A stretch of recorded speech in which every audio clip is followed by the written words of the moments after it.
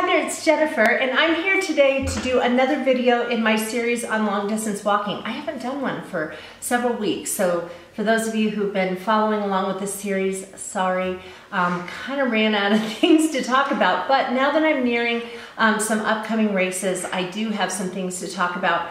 As you know, if you've been watching this series, I am a long distance walker. I have done to date 20 half marathons and 4 full marathons, and I'm training to walk my 5th full marathon in January. It is actually less than 2 months away now, and it's freaking me out. It's that close. The last 2 weekends I've walked 16 miles with my training buddies, and so, you know, we're really getting up there. This weekend, tomorrow, I'm filming this the day after Thanksgiving, Friday, we're just doing 8 miles, and then the weekend after that, we're doing 18, and then 8, and then another 18, and then a 20, and then we'll be tapering off before our race. So today's topic, though, is about staying warm before a race. So let me just say, if you are getting out there and walking and doing more and more walking, of course you want to be warm when you're walking, and so you want to make sure that you're, if you live in a really cold area, that you're wearing layers. That's really good because you want to be warm enough when you first get out there. Did the light just change? Sorry. It's starting to snow outside, so it's kind of weird. Anyway. You want to make sure that you're in layers because really within a mile or so, you're going to start warming up and getting hot. And so you'll start unzipping your jacket. Maybe eventually you take your jacket off and tie it around your waist. And so you just need to make sure that you have the right kind of clothing to keep you warm while you're walking. If it's really cold, you need to make sure that you've got some good socks on, that you're wearing gloves, that you have something to cover your ears or the top of your head, because we lose a lot of heat from the top of our head. So depending on how cold it is in your area, then you just need to dress appropriately. But what I'm really talking about today is going to a race where if you kind of mess up on what you wore, you can't just go home. You can't just walk back to your house and, take off a jacket or get something heavier. At a race, what you're wearing is what you're wearing. And so most places that have races, have them at times of year where the high temperature of the day is not going to be terribly, terribly hot. So that means that the beginning of the race is going to be a little chilly.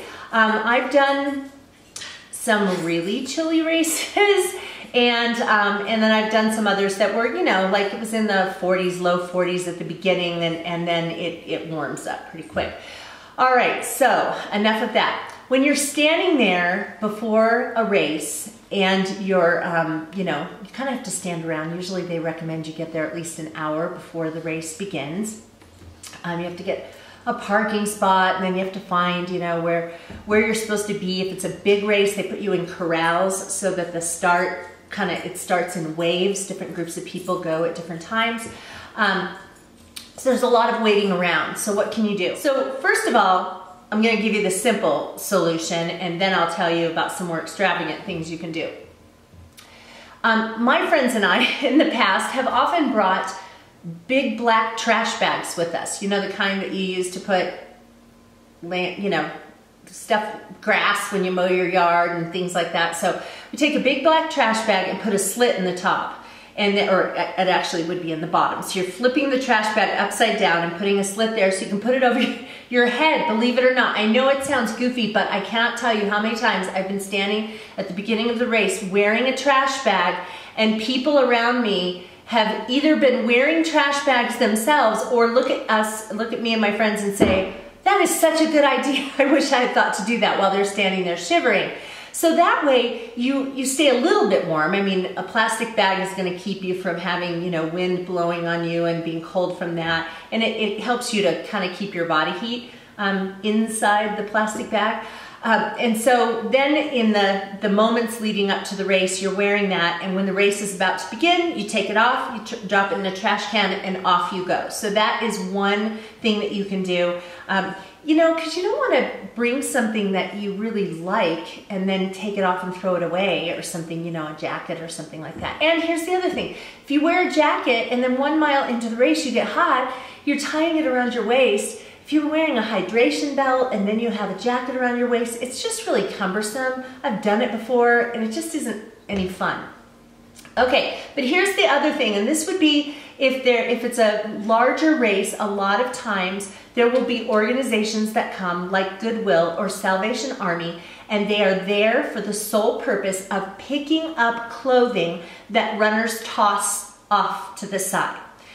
So if you wore gloves and you don't want them, then you can toss them. These people pick up anything people throw to the side. Hats, gloves, jackets, sweatshirts, and they wash them up and then they give them to people in need. So, so that's a great thing to do. So what you can do is either look through your stuff and find a sweatshirt that you just don't really like much anymore, you don't wear it anymore, and use that for your throwaway. Or you can go to Goodwill and purchase a sweatshirt or a little hoodie thing for a couple of bucks, and then wear it at the beginning of the race and then toss it as the race is starting. If it's a big race like the Rock and Roll series, the Salvation Army people will be somewhere toward the end of the first mile or the beginning of the second mile, because that's usually when people start warming up and taking their stuff off and they toss it to the side. So you kind of have to check on that.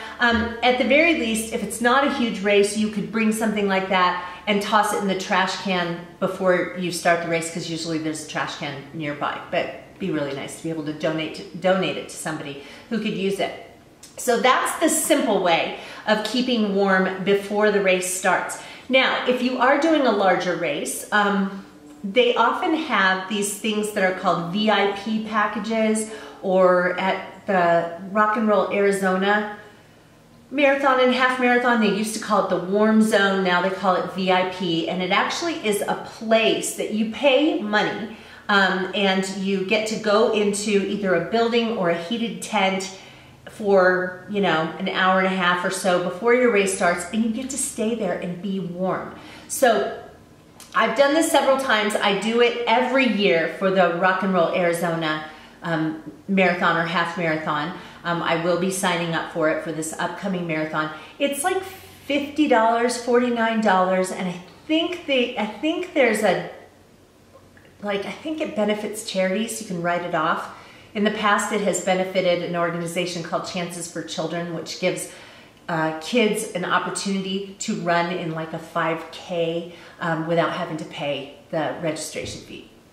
So, but if you get into one of these things, usually what happens is they give you a designated parking space, and then if the start line is not in the same place where the finish is, then there will be a shuttle that takes you, the parking spot is near the finish, and then a shuttle will take you to the start area. That's where this warm zone is. It'll either, like I said, either be in a building like a restaurant, or it will be in a big tent, heated. You have your own designated bathroom, so you're not competing with thousands of other people to get to porta potties.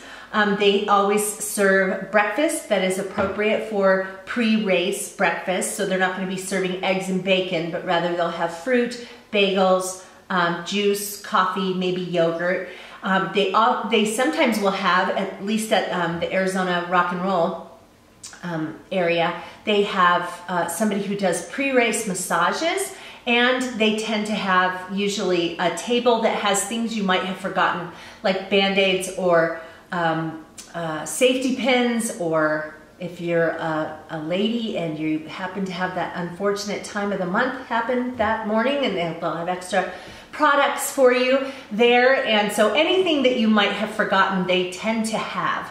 And so that's really nice. It is just a great thing because you can go early and just, you're all kind of keyed up. You get in your car and you start heading over to the race, and you know, the nerves start, and then you're, you know, hoping that you can find a decent parking space, and then you want to find where you're, you know, find where you're going. You finally get into this warm zone, and you get to just sit down, drink a little bit of coffee, relax. And I totally recommend that you get there at least an hour before your race, so you just have a chance to just kind of unwind a little bit.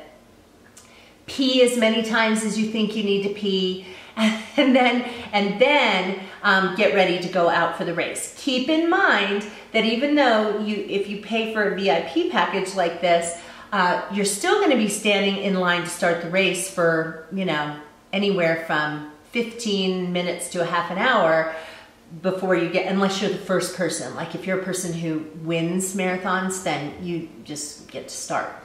People like me who are way in the back sometimes have to wait 20 minutes or so before we cross the start line.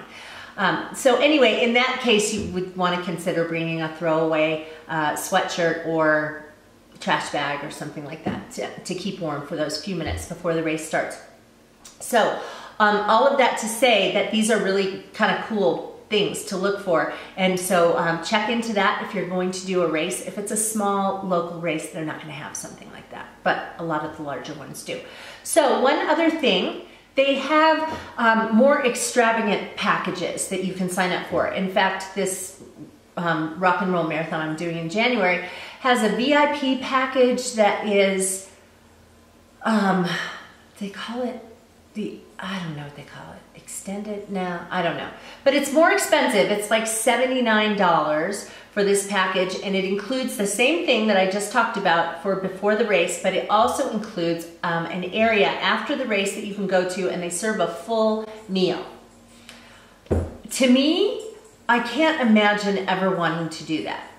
Okay, two things here. If you're walking a full marathon, it's a total waste of time to sign up for something like that where you would get a race meal afterwards, because walkers take a long time to finish, and by the time you would finish, they'd be packing up anyway. So don't bother doing that. If you're doing the half marathon, if you really wanted to eat a full meal after the race, you could do it, and you know, they'd still be serving at that time. But let me just tell you, I don't know about you guys if you've ever done any kind of a long distance kind of a race or anything. Even after doing a half marathon, I am just not hungry. I will always have like a half a banana and maybe a little piece of a bagel or something after I'm done, and drink lots of water. But the idea of sitting down and eating a full meal after a race just sounds so unbelievably unappealing to me. So for me, I usually just get my little bit of a snack, sit down, rest a little while, listen to the music or whatever entertainment they have, head back to the hotel, take a shower. At about 3 o'clock in the afternoon, I'm starving for red meat. And so usually we head out for an early dinner around 4:30 or something like that, and that is good. So I'd say save your money on anything that you would pay extra for that would give you a meal right after the race, because you're probably not going to be hungry for it. Do need to eat something, but you don't need to be eating like a steak 15 minutes after you finish the race. It won't sound good. All right, that's it. So I hope you are thinking about doing some races. Yes, it is winter. In a lot of places, if you live in a very kind of mild climate, you probably have a lot of races going on in your area at this time of year, or moving into the upcoming months. Where I live, where it's cold and it is snowing outside right now, there aren't races going on because, you know, it's snowy and icy and all that kind of stuff. So my friends and I tend to travel to Phoenix, where there are lots of races going on this time of year.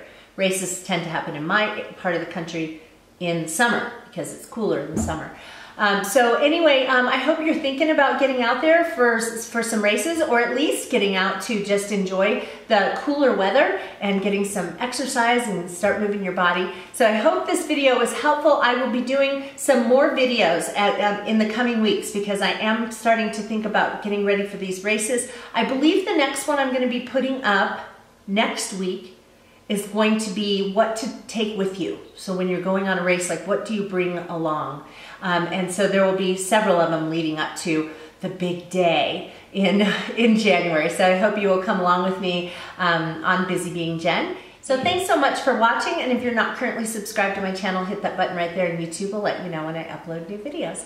So take care, you guys, and we'll see you again. Bye-bye.